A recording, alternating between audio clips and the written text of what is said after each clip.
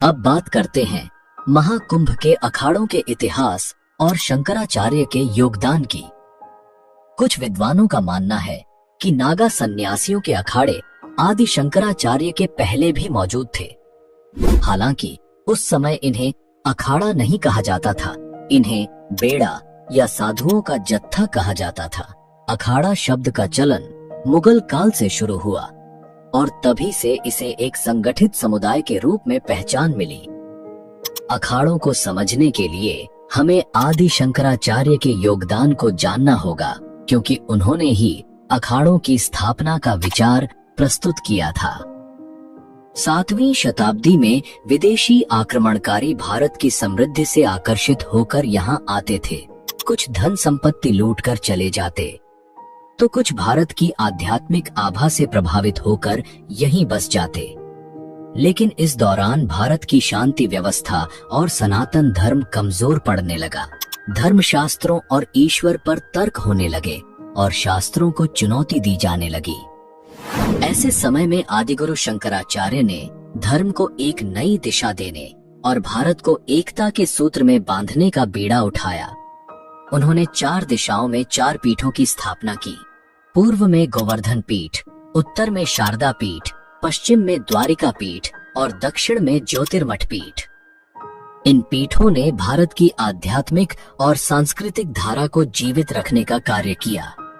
शंकराचार्य ने समझाया कि भौगोलिक दूरी चाहे कितनी भी हो, सनातन धर्म की नींव एक ही है।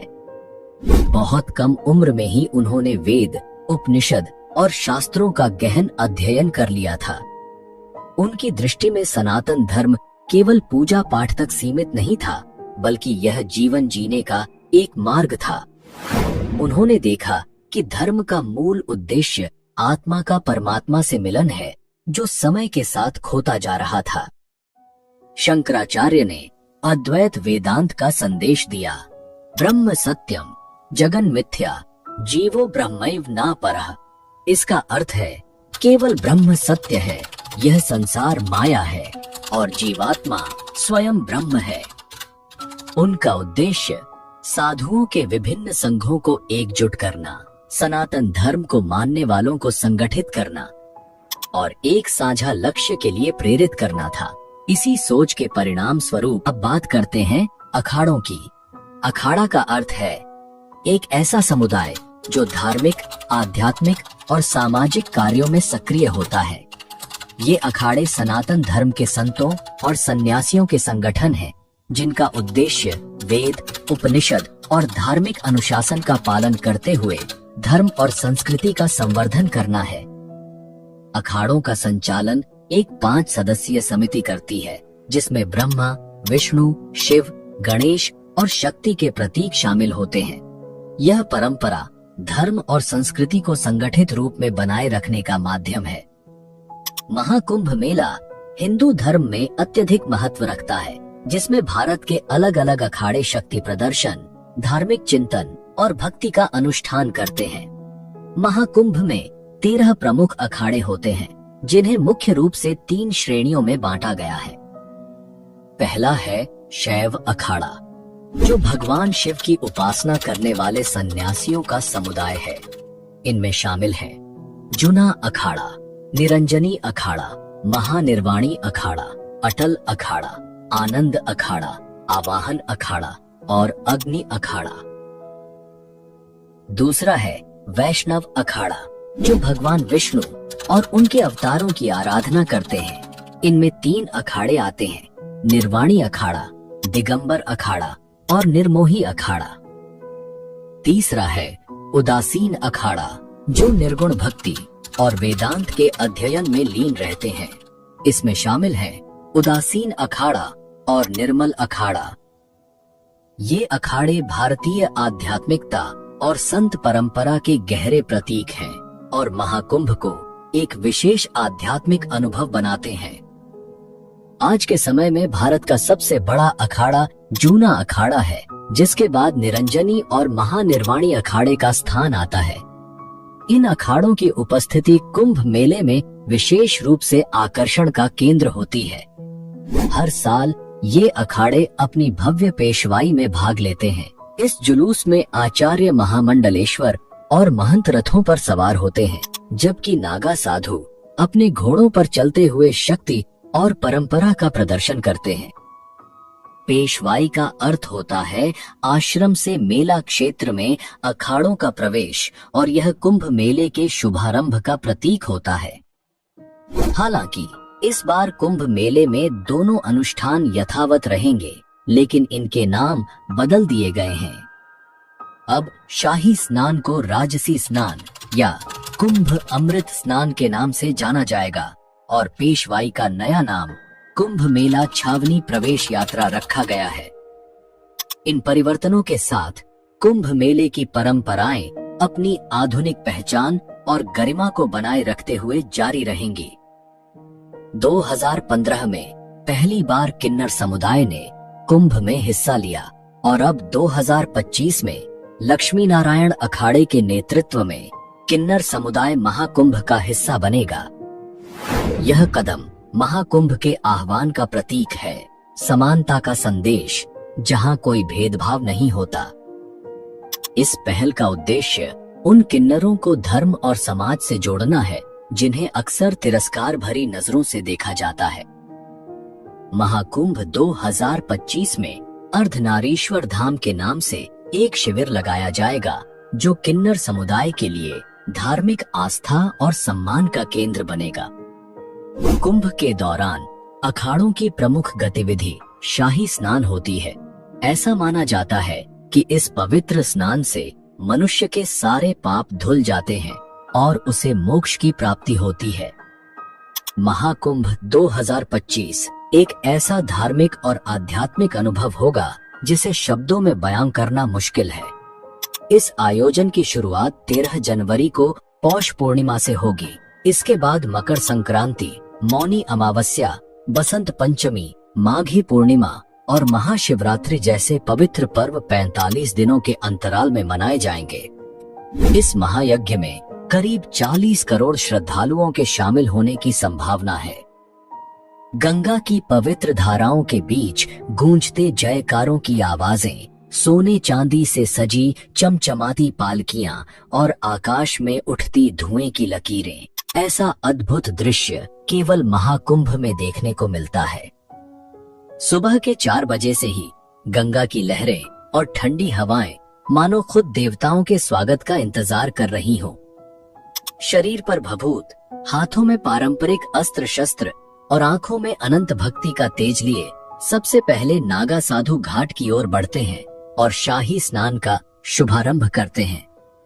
उनके बाद ही अन्य श्रद्धालुओं को स्नान की अनुमति मिलती है। अब बात करते हैं उस अक्षय वट की, जिसे अमर वृक्ष भी कहा जाता है। पौराणिक कथाओं के अनुसार प्रयाग में स्नान के बाद जब तक अक्षय वट का पूजन एवं दर्शन नहीं किया जाता, तब तक पूर्ण लाभ नहीं मिलता। यह दिव्य वृक्ष प्रयागराज के मुगल सम्राट अकबर के किले के अंदर पातालपुरी मंदिर में स्थित है और इसे सबसे प्राचीन मंदिरों में से एक माना जाता है। अक्षय वट का उल्लेख पुराणों में भी मिलता है। यह सृष्टि के विकास और प्रलय का साक्षी रहा है। इसके नाम से ही स्पष्ट है कि इसका कभी नाश नहीं होता। मान्यता है कि माता सीता ने इसे आशीर्वाद दिया था कि प्रलय के समय जब सब कुछ नष्ट हो जाएगा, तब भी यह वृक्ष हरा भरा रहेगा। कहा जाता है कि बाल रूप में श्री कृष्ण इसी वट वृक्ष पर विराजमान हुए थे।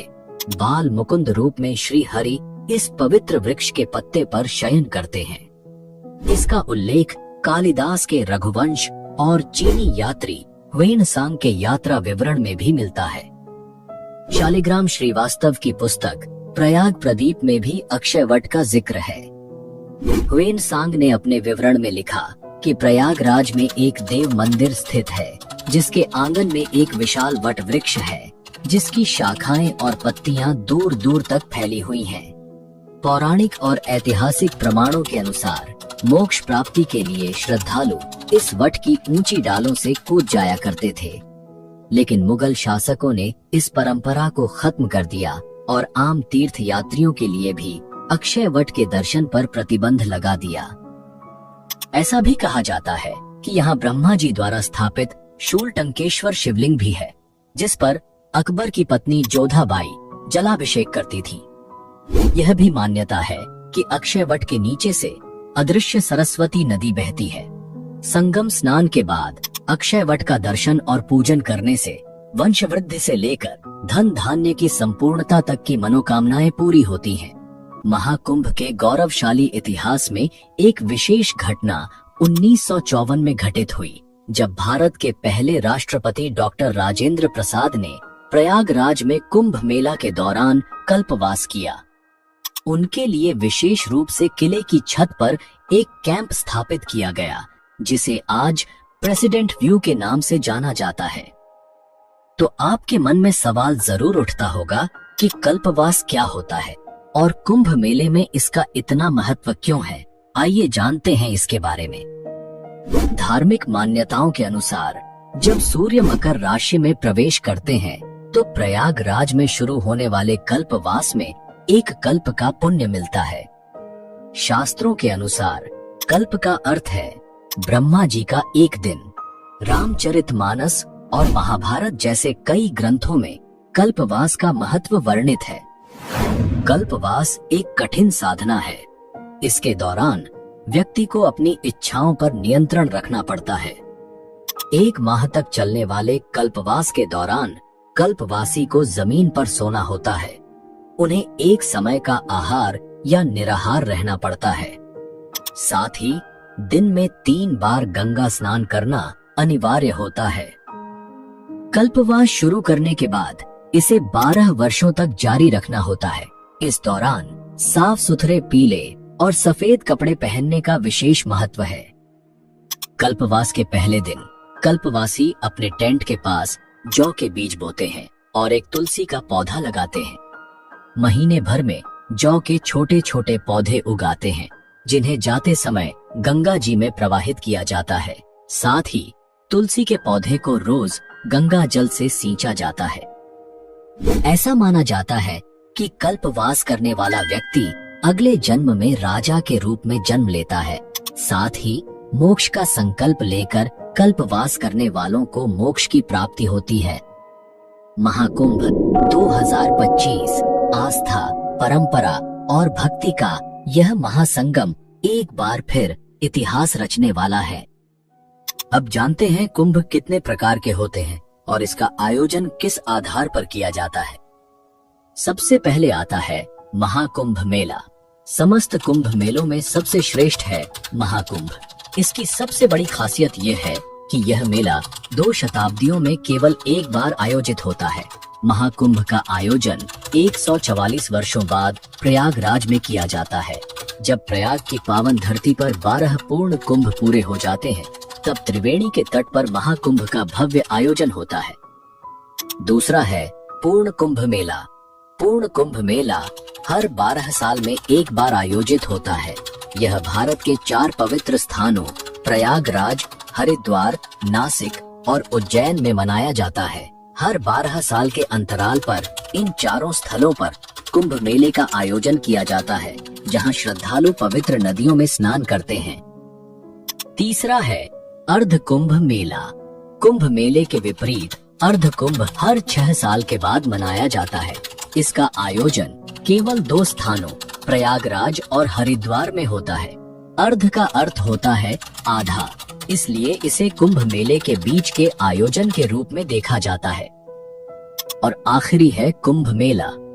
कुंभ मेले का आयोजन भारत के 4 प्रमुख स्थलों पर होता है: हरिद्वार, नासिक, उज्जैन और प्रयागराज।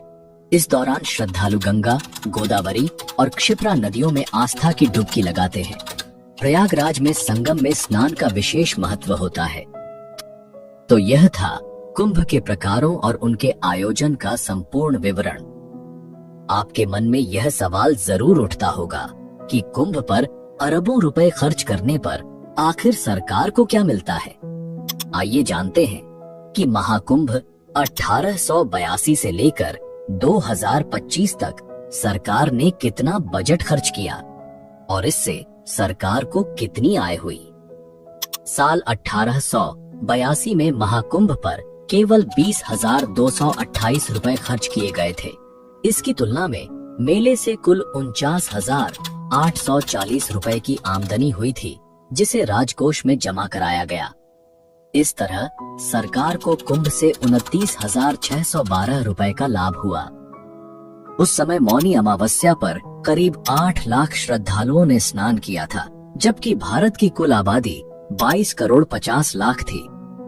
1894 के कुंभ में भारत की जनसंख्या बढ़कर 23 करोड़ हो गई और इस आयोजन में करीब 10 लाख श्रद्धालुओं ने हिस्सा लिया। इस पर 69,427 रुपए खर्च हुए थे, जो आज के हिसाब से लगभग 10.5 करोड़ रुपए होते हैं। 1906 में कुंभ मेले में 25 लाख लोगों ने भाग लिया। इस आयोजन पर करीब 90,000 रुपए खर्च हुए, जो आज के मूल्य के अनुसार लगभग 13 करोड़ रुपए होते हैं। 1918 के महाकुंभ में संगम में डुबकी लगाने वाले श्रद्धालुओं की संख्या और बढ़कर 30 लाख हो गई। इस बार श्रद्धालुओं के लिए 1,37,000 रुपए का बजट निर्धारित किया गया था, जो आज के हिसाब से लगभग 16 करोड़ 44 लाख रुपए होते हैं। उत्तर प्रदेश सरकार ने महाकुंभ 2025 के आयोजन के लिए 5,435 करोड़ 68 लाख रुपए का विशाल बजट निर्धारित किया है। यह 2019 में हुए कुंभ मेले के 4,200 करोड़ रुपए के बजट से कहीं अधिक है। उत्तर प्रदेश सरकार के आर्थिक सलाहकार केवी राजू का दावा है कि महाकुंभ 2025 में करीब 45 करोड़ श्रद्धालुओं की अपेक्षित भीड़ के साथ इस आयोजन से कम 2 लाख करोड़ रुपए की रेवेन्यू जनरेट हो सकती है। महाकुंभ मेले में इस बार बड़ी संख्या में विदेशी नागरिक भी हिस्सा ले रहे हैं। राज्य सरकार के पर्यटन विभाग ने इन मेहमानों के ठहरने और उनकी सुविधा का विशेष ध्यान रखा है। इसके लिए कई टूरिज्म पैकेज तैयार किए गए हैं। इन आंकड़ों से यह साफ पता चलता है कि समय के साथ न केवल श्रद्धालुओं की संख्या में बढ़ोतरी हुई है, बल्कि आयोजन का बजट, आमदनी और व्यवस्थाओं का स्तर भी लगातार बढ़ता गया है। 13 जनवरी से शुरू होने वाला महाकुंभ 26 फरवरी तक यानी 45 दिनों के लिए रहेगा। इससे आप अंदाजा लगा सकते हैं कि यह विश्व स्तर का एक विशाल आयोजन है।